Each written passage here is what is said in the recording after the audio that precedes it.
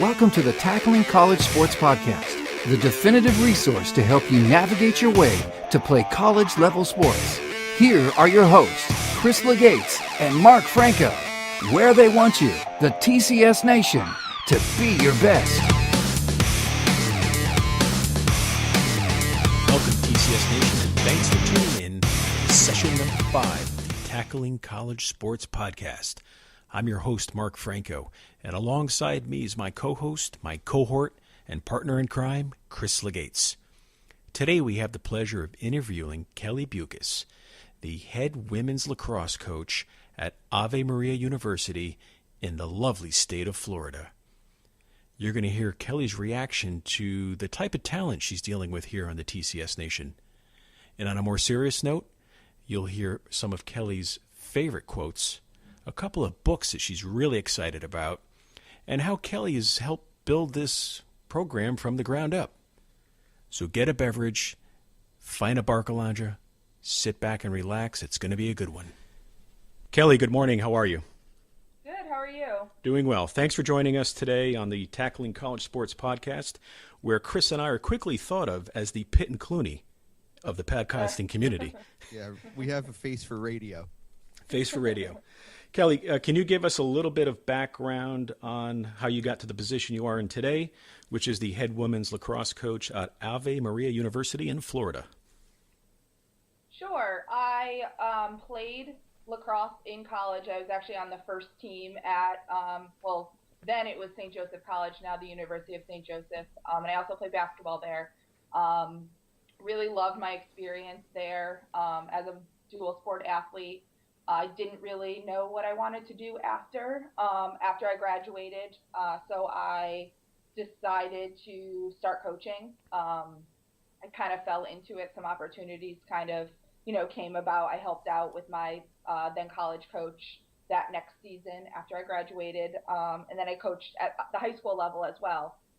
Absolutely loved it, fell in love with it, fell in love with the girls and, teaching the fundamentals, and wanted to see if that could be something I could do in the future.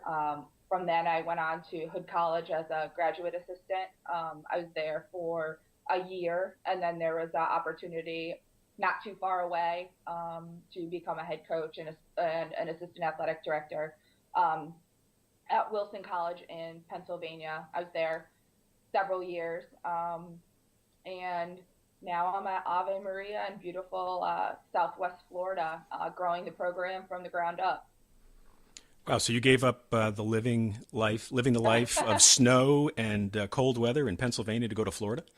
I know, it was a hard move. I did spend a year after Pennsylvania back in Connecticut. Again, I was coaching at the high school level, and when the opportunity arose at Ave with the beautiful weather, I could not turn it down. One of my dreams was always to, start a program very similar to what I had experienced as a student athlete. So when that opportunity came about, I had to jump at it. Sure. Excellent. Chris, go ahead. Hey, good morning, Kellen. Again, thanks for joining us on Tackling College Sports Podcast. We go back a long way, and it's a pleasure to see you doing so well down in Florida now. One of the things that's kind of intriguing is you just mentioned, what were some of the challenges in starting up a brand new program? Sure. Florida lacrosse is definitely growing. It's expanding like crazy. I remember, when I was at Wilson, recruiting or looking at kids from Florida, even a couple years ago, and always had a really good athletes from this state. Even if you look at other sports, really good athletes. They can train year-round outside, which is a huge benefit. It's just expanding and growing like crazy. There's so many high school programs now. There's a lot of, a lot of club programs, but there's not a whole lot of people that know about what we do at the NAIA level in lacrosse. So I think educating people about that we are a varsity sport, that we do give athletic scholarships was a huge thing for me. And just kind of letting people know that we're looking to build, a championship level program, and kind of getting people to buy in was probably the most daunting task at first, when I was growing this program last spring. And I was say, you just touched upon the NAIA. It's a competitor of sorts with the NCAA. Could you elaborate a little bit more about what the NAIA is? Sure. I don't even know if it would really be a huge competitor. I think how I look at it, and again, I come from all other NCAA schools, I would say it's just a different governing body. They have their own championships. They have their own, set of rules, set of recruiting rules, set of budgetary constrictions, all that.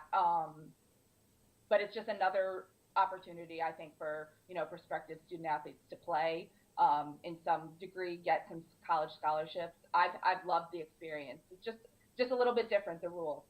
So. And you competed as a Division III athlete at St. Joseph. How would you say the pros and cons of Division III versus NAIA? Are there any? Have you seen any differences? What would you say are the pros and cons for an athlete? When people ask me kind of what NAIA, is it like Division II? Is it like Division III? I would say it's kind of a mix of both Division II and Division III. At the NAIA, at least at my school, we really kind of try to focus on, the whole student athlete, trying to let them develop in different ways, not just on, the lacrosse field or the basketball court.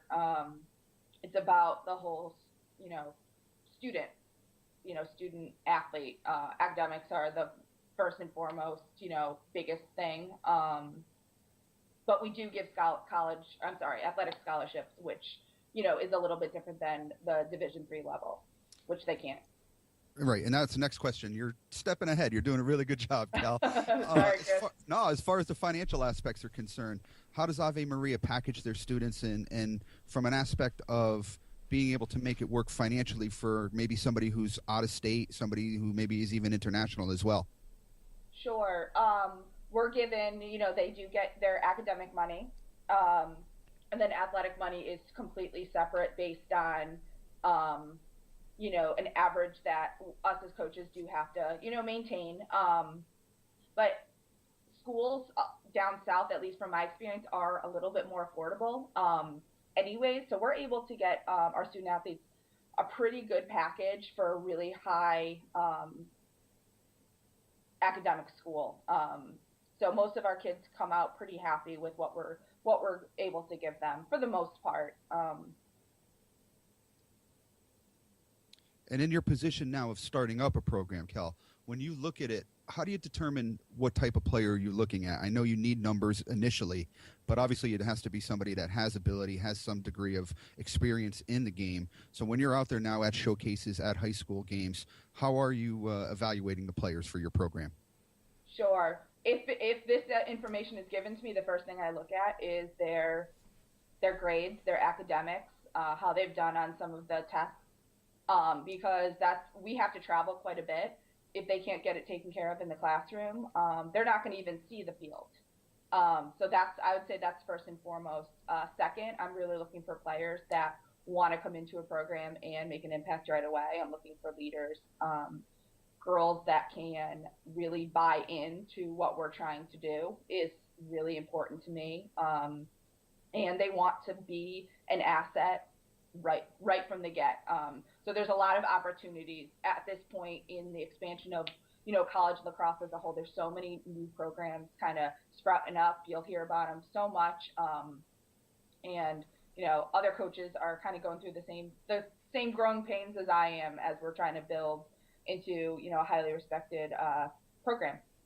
Awesome. Mark? Thanks.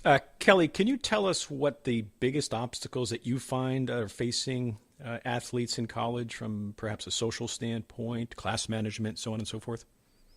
Sure. I would say with just my student athletes, and again, I'm speaking for my team, they want to do everything. They want to be able to be, class president. They want to be a member of student government. They want to be, a leader on the lacrosse field, and, time management skills, I think, is the biggest thing, especially freshmen have a hard time doing. They just want to be involved in everything, which I think is great. But I just think, the time management and knowing when and where and how and why you have to do things is really, really important. And having a lot of freshmen this year for me, that was interesting. But Do you find that the freshmen often come to you to seek advice about what they should and shouldn't do? I mean, it sounds like they're spreading themselves extremely thin. I think it would be a little bit of both. I think part of it is just, some awareness as a coach, kind of seeing that they're involved in a whole lot. And again, that's what I love about, the level I'm at. They're not just lacrosse players, in the community. They're looked at in all different ways, and that's great. And that's what I loved about my experience. Sure. But it's also knowing what comes first. Got it. Not athletics. It has to be, your student first. Sure. First and foremost. Got it. Excellent. So. Next couple questions we ask every guest that's come on the podcast. Do you have a favorite quote? I love quotes. Oh, good. I do.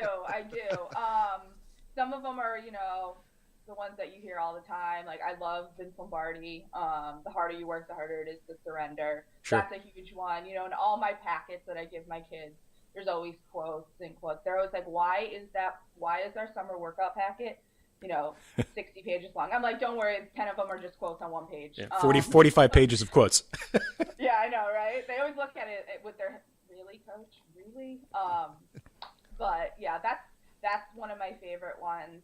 A big one for us this year was trust the process. I don't even know if that's really a quote more than just a slogan. We went through some hard times. We had some huge losses this year as the new program, and just knowing that there's bigger things, and it's a process. It's not just an end result. And then those are two that I really like. Do you find the kids on your team adopting those and walking around saying trust the process? I don't know if I've ever heard them say, but social media, they tag, and I don't even know what half the things are called, but they like they're hashtagging it. Yeah. Yeah, I've learned, but I think that's what it is. And, the girls were really, we call the team Team One, and that's been a big hashtag for them. Nice. So that they bought into, yeah. Sure. Excellent. How about any books? Anything that you can suggest on that front? I'm not the biggest reader, but especially during, the summer months, or, when I'm on the road recruiting, or I'm on, at the airport, that's when I usually get some of my reading in. I love Mind Gym by Gary Mack. It's more of like a sports psychology, like why we do the things we do, and kind of that the mental game is, just as important as the physical part. So that's a really good one. Oh. And then John Gordon, I love. I think he's phenomenal. He's written a bunch of different books about, team management and all that, but sure. As well as like the business sense. So he's awesome. Energy Bus is my favorite one that he's written. Excellent. Chris, go ahead. Hey, Kel, when you're starting up a program, like we said, and it has a lot of challenges to it, obviously. I almost did it 18 years ago. You went through it. Shh, quiet. I had hair when it started. But and now you're going through the same process as well. Are you using any web-based services or any type of recruiting services to help pad the recruiting database that you have? We use I use Front Rush, which is more of just a way to kind of stay organized. Yeah, great program. We use it as well. Great program. Yeah, I absolutely love it. And I do use some of the other services like Be Recruited. I like to, see what's out there on that end. But yeah, a Front Rush would be definitely a way for me to stay organized with all the emails and who I've emailed at what time. It's great. What have you found as far as recruiting services are concerned, where the student athlete and their parents are paying a large sum of money to have somebody come and film them and do their resume and all that? Something that you have used, or something that if it comes across your desk and you don't like the music, it finds the wastebasket? Yeah, I'll get some. I'll get some links, or I will get the occasional old school, DVD in the mail. If it comes across my desk, absolutely, I'll, throw it in, or, press play. But what I find is a lot of them are just I'm getting highlights. And yeah, anyone can look good if you put together, 20 games and it's a 2-minute clip. I like getting whole games, kind of seeing the progression throughout, when your team's up, when your team's down, how do you react? What are you doing? It's not always just, how you're playing. Sometimes it's just, your body language. What are you doing on the sidelines? Are you listening to your coach? So I think that's just as important. I love seeing that whole game. That's great advice. And Mark, she makes me feel very old by saying DVDs are old school. We push play. Now it's just push play. Jeez, I thought all these VCR tapes I had here were still relevant. Yeah. What about my 8-tracks? Oh, go ahead, Mark. Yeah. Hey, Kelly, as the student athlete prepares to enter college and continue their athletic career, is there anything that the parents should or could do to help them along the way? Yeah, I think letting the kid really do a lot of it. I think the parent should definitely help. The first draft of the emails that go out to parents, proofreading it, all that stuff. But I think most of it should really be student run.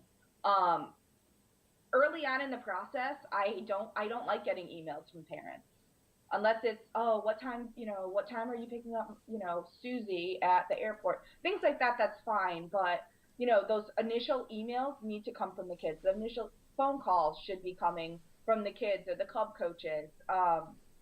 So I really like when the students are more involved than the parents. Sure. Great, getting to know the parents and getting to know them on a different level as well. But they're not the ones that are going to be, on campus in the fall or, in 2 falls, whatever.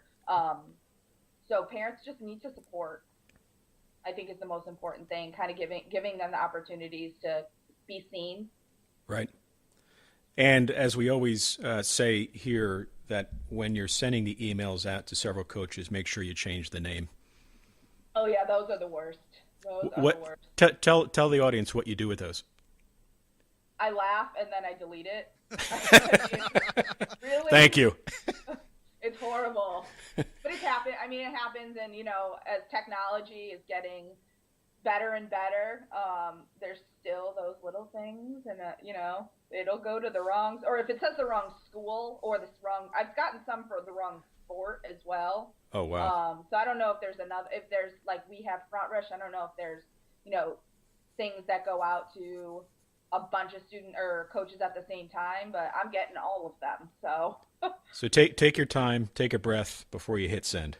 Yeah, and coaches can tell when you're just filling in the blanks. And if you're, I think the biggest thing that you can do as a student athlete or, as you're getting recruited is show the coach that you are really interested in them. Know the conference that they're in. Know, that they had a tough loss, right. 2 weeks ago. I think, and I really pay attention to those. It's a two-way street. They want me to be interested in them, but they need to show some interest in our program as well. Makes sense. Chris? Well, you answered again, Kel. Must have telepathic sense with us today. But I will jump on to the next question that says, when should that process start for student athletes to start to contact you? I think it depends definitely on like the different divisions that you're in. It's more, at the D1, it's crazy. As freshmen and 8th grade, it's crazy. Usually, I start looking. Again, it's a new program. I'm looking at some sophomores, some juniors. But I would say as early as possible, just even sending out a letter. Hey, coach, I'm going to be at this tournament. I'm wearing number, and I'll go and watch them play just to kind of see what they're about. We also don't have as many limitations recruiting-wise at the NAIA level. I can go and email that kid. I don't have to go through, club coaches or high school coaches in that regard. So that makes it a little bit easier for me. But, yeah, the sooner the better, just to kind of get your name out there. Coaches have, spreadsheets, and they want to see you play. They want to get to know you, and sometimes, start those relationships as soon as possible. At Ave Maria, again, resources at schools are getting tighter and tighter. Some schools are more tuition driven. Some are more based with what the past and what money alumni has run. or has raised. But in the cases of a school like Ave Maria, do you have the resources of strength and conditioning coaches, good training staff, and are you employing any sports psychologists as well? Sure. At this point, we're actually a brand new school. We've only been, I think I'm gonna get in trouble if anyone hears this. I think it's like that 11th year of the school, so it's a brand new so we don't have the alumni base like a lot of other schools have at this point. So at this point, we don't have, a strength and conditioning coach. A lot of what we do is things maybe I've done as a student athlete, or used other things that I've used at other schools. But we do have a pretty rigorous training, strength and conditioning. But no, we don't have a sports psychologist, except for me. Sometimes I feel like it. But yeah, no, we don't have those resources available to us at this point. And I'm going to switch over just a little bit now. A problem or a benefit that wasn't around when you were playing lacrosse at St. Joseph, and God knows wasn't around when I was playing soccer at University of Hartford, but this day and age now, social media is pretty prevalent and prominent on college campuses. How does it help you as a coach? And number two, how do you have to sort of police it for your student athletes? Sure. I think it can be a great tool. Kind of just getting the name out there has been huge for us. That Ave, a lot of people don't even know who we are. A lot of people, now know we have a lacrosse program through social media. So that's been a great tool for us. With my student athletes, they're all on it. They're all on it too much. It's such, and it's great. It's great. They like to, take pictures of everything. But we haven't had any real big issues. We do follow all of our student athletes on, Twitter and Instagram and all that. And I think it's important just because they have no clue that, nothing is, if it's private, it's not really private. That stuff can haunt you for the rest of your life. One stupid picture. I mean, I think I was thinking about this, and I think I was a sophomore or junior when Facebook came out. Mm-hmm.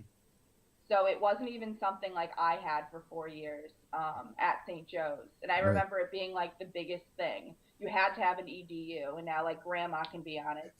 Weird how it's changed. But I think it's been a great thing for us. We're on, Twitter, and we're on Instagram, kind of showing like a day in the life of kind of what we do has been a cool thing. But with my student athletes, I just kind of try to, let them know that nothing's private. It doesn't matter if you're private. If you couldn't say it, let's bring grandma back into it. If you don't want to say it to grandma, maybe you shouldn't be posting it. Would it embarrass your grandma if she saw that picture of you? Think again, so. Good advice. Do you have any policies in place, Kel? Does the department have any, or do you have contracts that your student athletes have to sign before the season? Yes. Social media wise, not so much. They're expected to, follow us, and that's kind of just a support, and just so we can kind of, keep an eye on what you're doing. It's not really I don't really care. It's more to just protect them. So, but we haven't had any issues yet. So that's been good. Awesome. So. Mark. Callie, we got a couple more questions before we wrap up. If you could give the audience perhaps your best piece of advice to parents and also to students. Sure. To parents, I would just say, know what your child's ability is, and support them in that. I think a lot of parents don't really know, or they have some false hope, or they think their kid's sometimes a little better than they are. I think it's just to be really honest with your kid about what level or what division or that they want, and also just to listen to your kid. Mm-hmm. Sometimes they want to have a bigger, a different college experience than a Division I athlete. They want to be able to come home on the weekends, or they want to be able to have a job, or do other things. And sometimes I think parents are, especially at the club level, they kind of get a mindset that my kid has to commit as a sophomore, and it becomes more of that game. So just be really supportive and really listen to your child. Sure. So, and as you know, it's kind of the same thing as a student athlete. Kind of try to find out what kind of experience you want, and then ask someone that you trust, and ask your club coaches, and say, where do you see me fitting in? Because I see that a lot, that some kids are committing as really early, and they think that they know what they want. Once they get there, they're not happy. I think people change a lot in that period between 15 to 18, and I think they just need to be honest with themselves and kind of try to find out. And sometimes you don't know what you want out of your college experience. Sure. So, and do you want to play? I think is really important. And that's something that at my level, I can really, I can't guarantee it, but there's a lot more opportunities to come in and play right away. Are you more interested in, possibly being number 30 on a bench, but, going to the national tournament? Or do you want to maybe be going through the growth process, but be a starter? Right. And it's all about personal preference. Not one isn't better than the other. It's just what you want out of your experience. Right. Got it. Okay, Kelly, how can listeners get in touch with you? Sure. You can follow us on Twitter at Gyrene Lacrosse, Gyrene Lacrosse. And then you could always check out our website. It's www.avemariagyrene.com. Excellent. And also, Kelly, do you have any other programs that you want to promote at the moment? We're kind of just getting some stuff off the ground at this point. So nothing right now, but we're looking to go into the route of Campton Clinic this summer. So. Okay, and you'll be posting that, I assume, on Twitter? Yeah, we will. Thank you. Perfect. Excellent. So that wraps up session number 5 with Kelly Buikus of Ave Maria University. She's the head women's lacrosse coach there. Appreciate you coming in, Kelly, spending some time with us. Hey, Thanks Kel, for having me. Yeah, Kel, thanks a lot. It's been a pleasure, and we go back a long way, and I'm really glad things are going well for you, and got a lot of support up north from your friends. Yeah, thanks, Chris, and thanks, Mark. Appreciate it. Lastly, for our listeners, you can get in touch with Tackling College Sports on the gram, as we call it, at TCS Nation, Facebook, which is facebook.com/Tackling College Sports, on Twitter at TCS Nation, online at tcsnation.com. We thank you, and until next time, be your best. Be your best. Your college sports future awaits. So join the TCS Nation and be your best.